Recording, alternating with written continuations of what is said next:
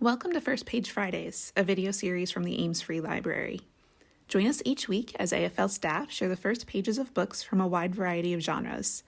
We'll read everything from new releases to titles from the library's most popular authors and even some of our personal favorites. Watergate, A New History by Garrett M. Graff. Introduction. Tears welled up in Mark Felt's eyes as he worked his way through the crowd alongside his wife, Audrey. More than 700 current and former FBI agents spread across the plaza outside the federal courthouse in Washington, D.C., some from as far away as field offices in Florida, Virginia, Maryland, Massachusetts, and Connecticut. 3 buses of agents had left Manhattan at 3 a.m. to arrive in time for the court hearing. Now, as Felt arrived, they all applauded. It was an unprecedented gathering for an unprecedented day.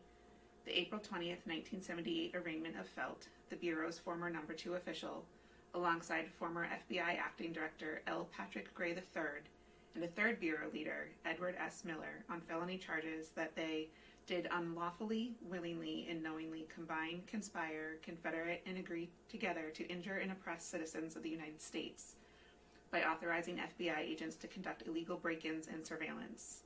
70 other FBI agents now also faced disciplinary proceedings. Felt, Gray, and Miller all planned to issue not guilty pleas. They believed their actions had been keeping with the best interests of national security of the United States. They hadn't hurt the country, they'd protected it. The agents who now surrounded Felt agreed.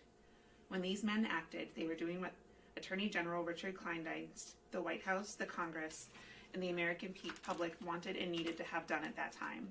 The head of the Society of Former Special Agents of the FBI said after the indictment.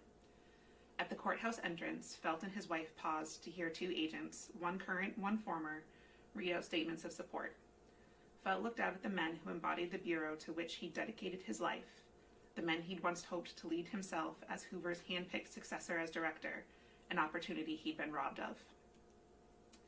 In the moment there on the courthouse steps, overcome by the support of the spectacle, all Felt could find the energy to say was a simple, "God bless you all." Then he and Audrey turned and entered the courthouse. The scene marked a final and dramatic exclamation point on 6 years in the life of the FBI and the nation, a period that had seen the death of Hoover and scandal inside the FBI, the Pentagon Papers, and a national loss of faith in its government and its leader, the landslide re-election and then stunning downfall of Richard Nixon, and dozens upon dozens of sprawling court cases that spun out the related political scandals summed up simply as Watergate. And unbeknownst to everyone on the plaza that day, Felt had played a far larger role than anyone imagined. It was a secret that he would hold long after his court case and would conclude when he was eventually pardoned by President Ronald Reagan well into the next century and his 10th decade. He, William Mark Felt Sr. of Twin Falls, Idaho, son of a carpenter, also went by one of the most famous names in American politics. He was Deep Throat.